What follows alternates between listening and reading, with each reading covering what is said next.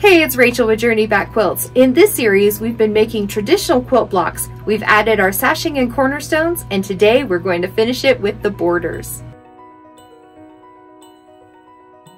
So this quilt top is measuring 60 inches square.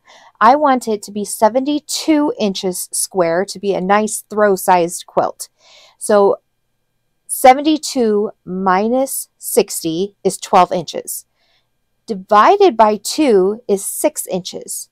Then we add a ½ inch for our seam allowance, which is 6½ inches. I kind of like to round it up another ½ inch to 7 inches, just so that I have a little wiggle room with my long arming, and then I can trim it down if need be. So my borders are measuring 7 inches wide, and I just cut from selvage to selvage 7 inches. I have 8 pieces of fabric. Now each side is going to take 2 strips of fabric. So to sew 2 of these together, I like to do it at a diagonal seam. 2 reasons. 1, it becomes a stronger seam than a straight seam. And 2, it's less noticeable than a straight seam. So to do that, I'm going to lay one out. And I'm going to do this with the selvage edge here. I haven't cut my selvages off yet. You can do that if you would like, but it kind of gives me a little guideline to lining these up. This second piece I'm going to put right sides together, making an L. So the selvage is right above my fabric, and it helps me to line it up. Now, if you need to use your design board here or your cutting board to line it up, you can line this straight and then this straight with another line and get it nice and straight and the angle correct. And then we're going to take our ruler and we're going to put, see, it's very wiggly.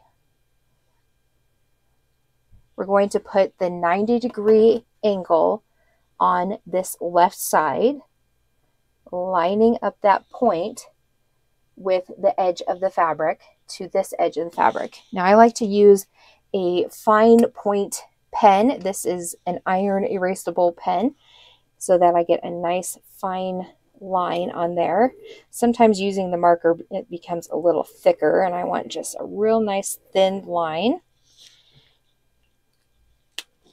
And then I'm going to put a couple pins in this just to help hold it in place as I transfer it to the sewing machine. And we're going to sew directly on this line all the way down. Once we're done with that, we'll trim a ¼ inch away from this, or even a ½ inch away from this, depending on your comfortableness with your seam allowance. And one more tip, I'm going to lower my seam allowance down to 1.8. It's usually at a 2.5, a 2, somewhere around there. So we're going to lower it just a little bit. So I'm going to rotate this fabric so that we are sewing at an angle, making sure everything's nice and flat. And that point where we just drew should be on the edge of this fabric here. That's right side up. And I'm just going to line my needle up with that edge. Maybe backstitch, because this is the edge of our quilt. And just follow that line all the way down. You can adjust your fabric as you go, kind of straighten it out. Just following that line.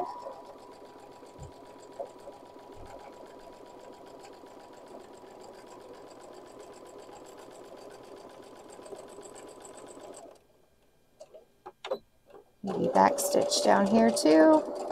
And then you can chain piece all of these if you would like to, or just do one at a time. And we're going to make 4 sets of 2 together. Okay, just for the sake of this video, let's go ahead and finish this one. So we can take the pins out, and I'm going to set my seam. So go ahead and just iron that flat, set that seam, and it erases my pen, which is super nice. And now make sure everything's nice and flat.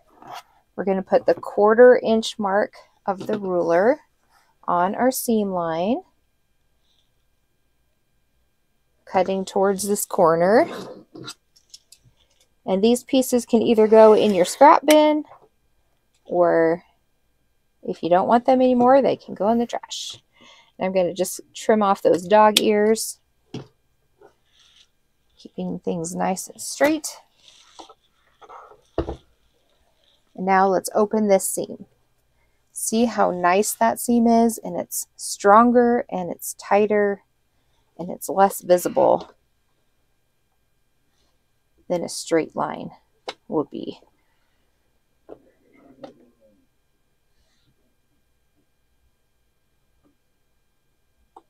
Okay, last thing I'm going to do is just fold it in half to put those selvages together so we can trim them off.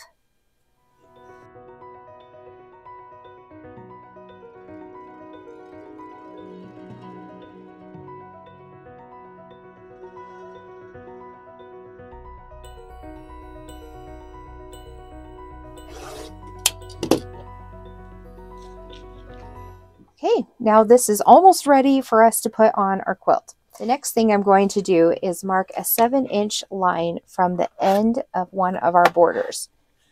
So I'm going to just line up that 7-inch and mark this 7-inch mark, okay? That will help us start where we need to start. Now, taking one end of our quilt, we're going to mark a 1/4 inch line on the end of the quilt here, just on this very corner.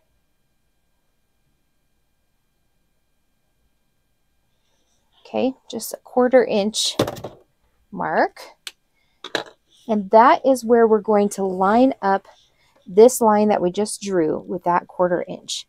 Now, if you want to pin it, you can, but that's where we're going to start sewing, not on the very end. We're not matching up the ends because we're going to make mitered corners. So go ahead and match those up, and then we're going to sew that down at a 1/4 inch seam all the way down. Now, our border will probably be a little longer than we need it to be, and that's just fine, as long as we get this one started correctly so we have enough at this end. Okay, I've got those lines lined up. Lift my foot. And we're going to start right at that line, just a hair past it, so we can back up to it if need be. So I'm going to do a few stitches and then anchor them with a back stitch. And then the rest of the way we can just sew down at a 1/4 inch. Now, when we get to the very end, we do want to stop at a 1/4 inch away from the very point as well. So if you want to mark that, you can as well.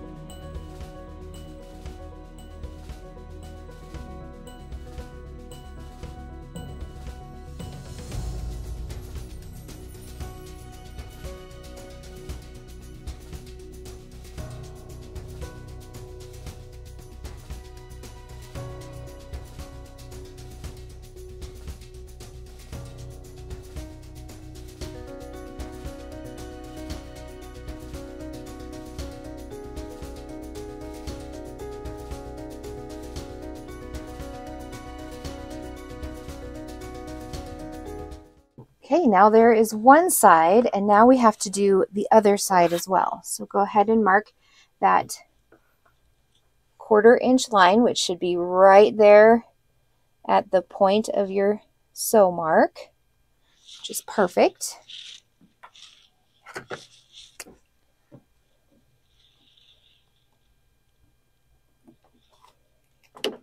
And mark your other border with the 7-inch mark. Or whatever your width is what your mark is going to be. If you're at 6.5, you're going to be at 6.5 for this as well. Since mine are 7 inches wide, I'm going to do a 7-inch wide mark going this way as well.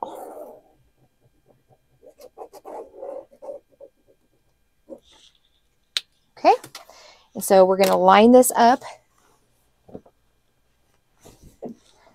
with the other side of our quilt, kind of flopping that out of our way.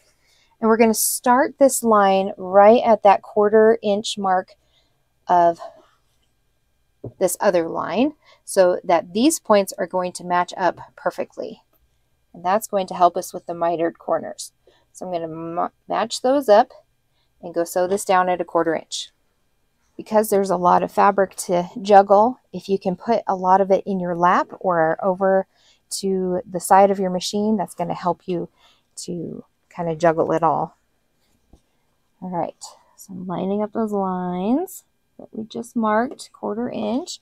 You can also feel it with your hand. So you don't want to sew on your other border that you just put on. So make sure you start your seam after it. Okay. Same deal, we're going to secure it with a few stitches and then back stitch. Try not to sew on top of that seam. If you do, you can pop that stitch back out, it's fine.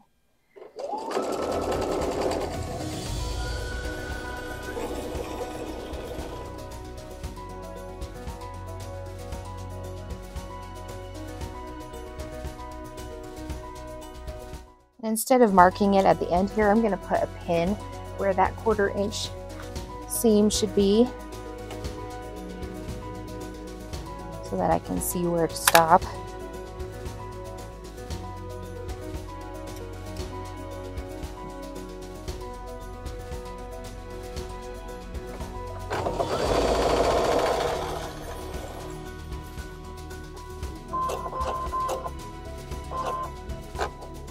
So right up to that pin and then stop. Back stitch. Okay, there we go. All right, here comes the fun part. Let's go put these together so we can miter the corners. So I'm going to fold my quilt over on the diagonal so that these are matching up. My borders are matching up, and I have so many tools in my way. And like I said, one end is going to have a lot more than the other. So what we want to do is just line up those borders, their raw edges together. And our quilt is folded diagonally. You can feel it with your hand here that this edge is lined up with this edge here.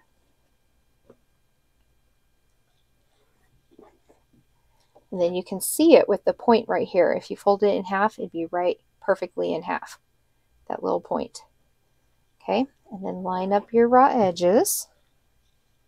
Okay, so our ruler is going to be going at a diagonal going this direction. So you can put this 90 degrees on the edge of the quilt and then scoot it up till it's at that sew mark, that point right there that you sewed together. So this seam and this seam made a point right here at the edge of your quilt. That's where your mark is going to start. Okay, but we want to make sure it's at a 90 degrees, so this is right at the edge, and then that is going right to the point or the edge of your fold of your quilt here. Okay, and then you're going to take your marking tool and you're going to mark your line.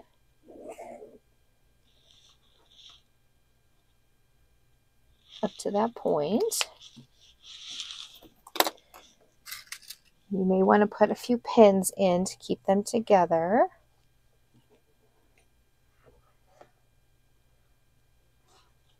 Okay, and then we're going to sew from this point right here where the threads are connecting all the way down. You don't want to sew past that or else you'll get a little pucker in your quilt. You just want to start right there at the edge of those stitches and then sew down. Okay, so let's take this back to the sewing machine. Okay, I'm going to put all of the quilt up on my table. Okay, again, where the stitches end, that's where you're going to start. So just put your needle down in that point. And then I'm going to do a little back stitch here, just being careful not to sew on the quilt itself, just on the border. And then we're going to follow this line all the way down.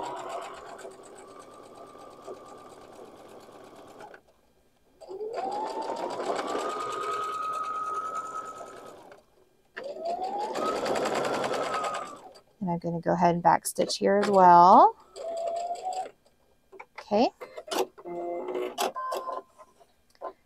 Take out the pins and let's go trim that edge. Before you trim it, you may want to open it up and just double check that everything is looking exactly like you want it. There's no little pucker right there, and everything's nice and square. And if you put your ruler on it and you put that 90 degree on the 90 degree, everything would be perfectly square. Isn't that awesome? Ta-da! So let's go ahead and refold it so we can trim that down. I trim it at a 1/4 inch, just like I do everything else. If you want to trim it at a 1/2 inch, that's totally fine. Whatever you feel comfortable with. Okay, 1/4 inch, maybe a 1/2 inch would be nice. Yeah, I think I'm going to do a 1/2 inch for this one.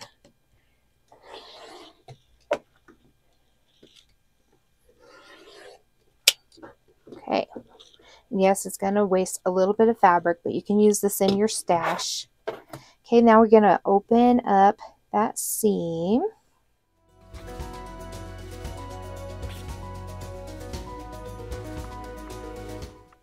And I'm going to press my borders going towards the border.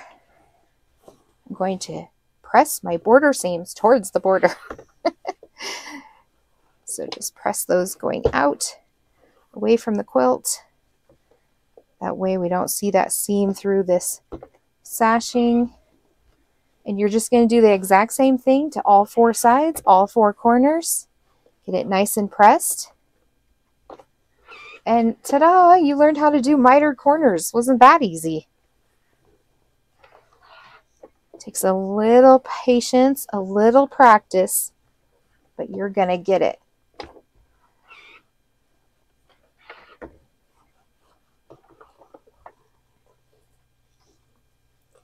So I'm going to go finish the other 4 sides, and I'll see you back here when I'm all done.